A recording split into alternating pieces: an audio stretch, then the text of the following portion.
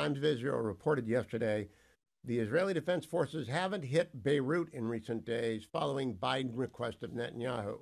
Then yesterday we had two drone attacks with dozens injured and some in danger of losing their life, and another rocket attack this morning by Hezbollah that hit a car in Carmel. I don't know where that is. It's in northern Israel. Why is Joe Biden trying to do the Lyndon Johnson thing and dictate targets to Israel? I really don't understand. So actually, four young men, all of them were 19 years old, died yesterday in the drone attack on the IDF headquarters, IDF base in northern Israel also. But it's inexplicable to me why Israel is listening, because every time they have not listened, the war has gone better. And when they were limited into, for example, going into Rafah, that was the biggest mistake of the war. And that was because of the Biden administration. So I I am hoping that they are listening. They are buying agreement for a larger Iran strike, and maybe they're getting ready to do that after Yom Kippur. That was on Saturday. But it's really inexplicable to me why the Biden administration is still dictating terms of this war to the Israelis. Now, we don't know what's going on, but we saw a parallel story that the United States will be sending 100 soldiers and a THAAD battery, that's a high altitude uh, missile defense program, to Israel to deploy. Do you think a deal was made? I'll give you a THAAD if you don't hit Beirut. It's possible. I mean, the Iran missile launches, there have been now two of them, were miraculous in that they didn't actually do significant damage. In both instances, the only people that they killed were actually Arab Palestinians, in a horrifying bit of irony. But they were miraculous, and I think that the Israelis understand that, miracles are not unlimited in this genre of life. But I wouldn't put it past them to make that agreement, your safety and security in exchange for sacrificing your safety and security. Well, since 2006 in the last Lebanon war, I have been routinely warned by Michael Oren that the Hezbollah missile inventory is more than 150,000. Many of them are guided and precise. And obviously, yesterday's attack on the military base shows that's true. It seems to me Israel doesn't have a choice, Bethany. They've got to wage the war that they need to wage in Lebanon to win and destroy Hezbollah. Is that a consensus view as far as you understand it in Israel?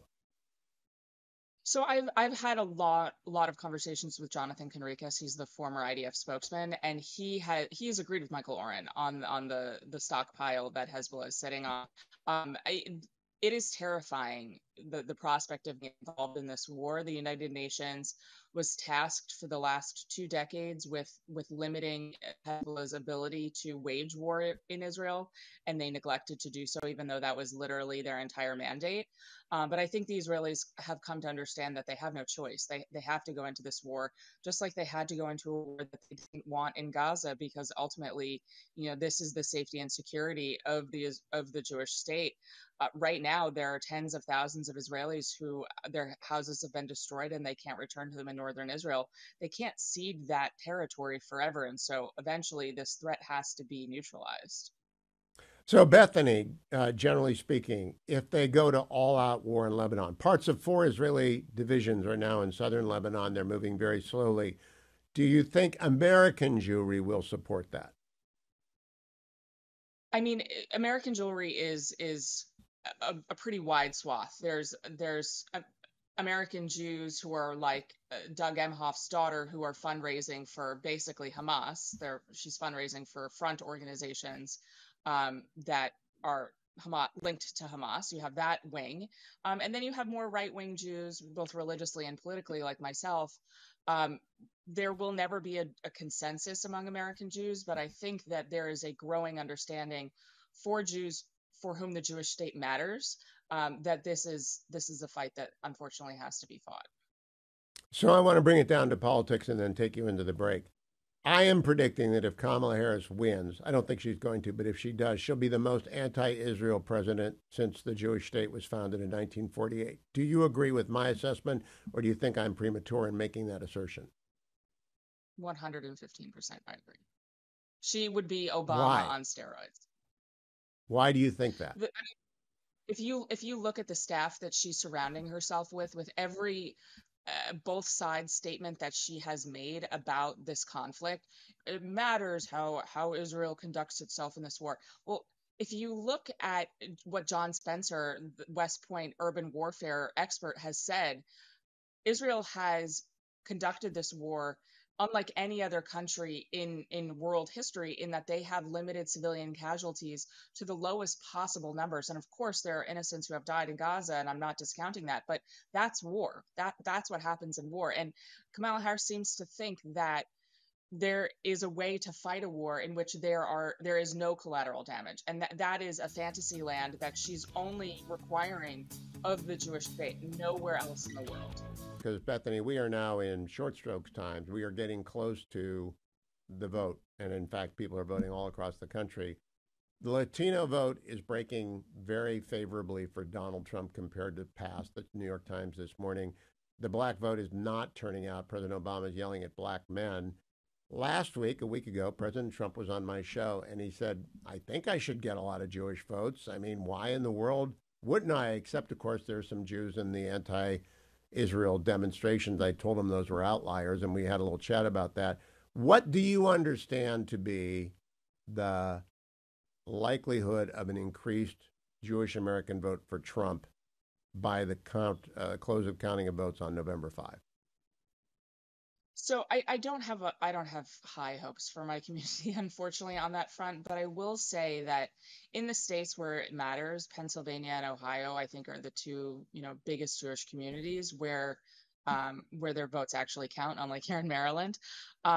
Those communities have seen an expansion of more right-leaning Jews who are both, again, more religiously right-leaning and also more politically right-leaning. And so, I mean, Donald Trump is correct that the Jewish vote could determine the presidency in those states.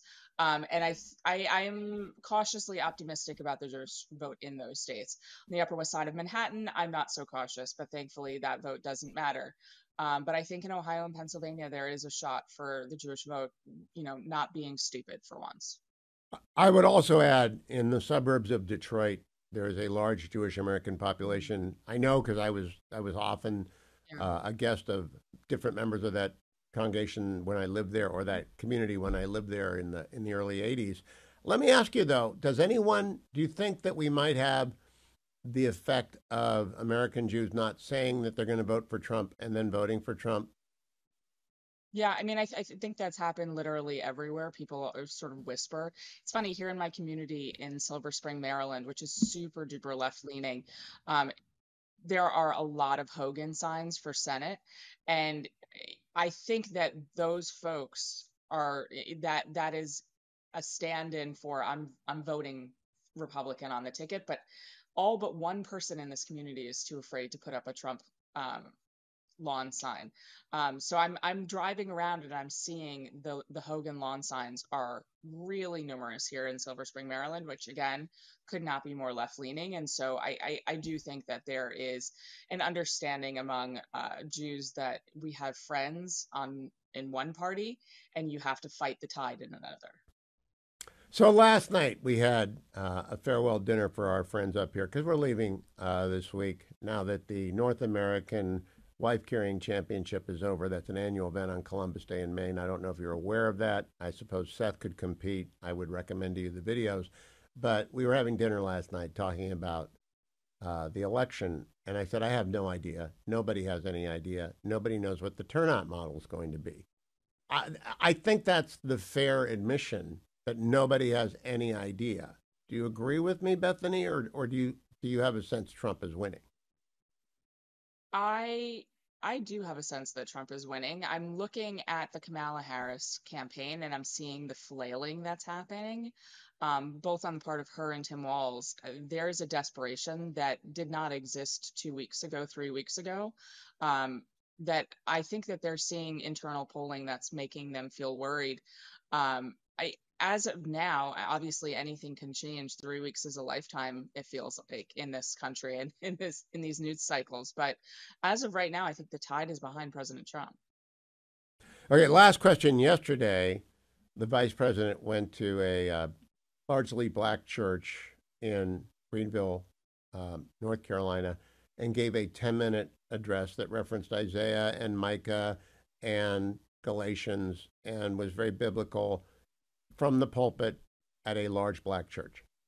I have no problem with that whatsoever. It was actually one of her better speeches. It was on prompter. She only messed up at the beginning and the end when she went freelanced it. So it was a pretty good basic message about caring for people in times of crisis. If Donald Trump gave a 10-minute message at Robert Jeffress's Baptist Church in Dallas, would we be hearing about Christian nationalism? And why aren't we hearing about worries about separation of church and state when Kamala Harris does it? Because it serves her ends, because I think she understands that in that community, she's at risk of losing some votes because she's done this crazy thing where she wants responsibility for what FEMA is doing, even though FEMA has completely missed the boat on helping folks after Helene in that area. But it's funny because neither of them are particularly Christian. Neither of them are faithful people. But yeah, you're absolutely right that he would be accused of Christian nationalism and, I'm sure white nationalism as well. I mean, every kind of nationalism, because Donald Trump is, the largest threat to our democracy. And that's why we had to nominate someone undemocratically in order to face off against him. I'm surprised, Bethany. I thought you were going to mention your book there. You're the co-author of Stolen Youth. I think she's in trouble in the African American community, especially the church-going African American, because she supported, as Attorney General, transgender surgery for all inmates in California prisons. That's the ad Donald Trump ran in the Eagles-Browns game yesterday. It's the ad I've seen the most, where she talks about getting men transition surgery and paying for it. I don't think that flies in the black community. Do you? No, I don't. It's interesting. We were talking about Detroit earlier. I did a lot of reporting about the Muslim community, and it's ironic that I was set to go to print. I was in the final copy edit stages on October 7th of a piece about how the Muslim community is shifting to the right, and obviously October 7th put a halt on any political evolution in that community. But in states like Michigan, that really counts for a lot. And I've been watching the social media of all the people that I interviewed, all of those experts and all of those community leaders, and they feel on Gaza that there's pretty much no difference between Kamala and Trump. And so that's sort of a wash for them. But they're seeing that issue radicalize their community because, in a place like Montgomery County, Maryland, where I live, they've forced parents to allow their children to participate in these LGBTQ struggle sessions in public schools, and they won't let their children opt them out. And so parents in other states, like in Michigan, are seeing that, and they're seeing like this is the way the wind is blowing for liberals. They're going to force my kids to be reading Pride Puppy in kindergarten, and they're voting accordingly. And I think that we're going to see actually some surprising numbers out of Arab Americans, especially in states that it matters, like Michigan. Well, I pointed out the former president on Monday. The Arab American Institute has it 41% for Trump, 1 point ahead of Kamala Harris in Michigan among Arab Americans in Michigan. It's a stunning thing. I appreciate the extra time, Bethany, this morning. I know you're busy on Monday morning, but thank you for joining me. Always a pleasure to talk to you. Same here.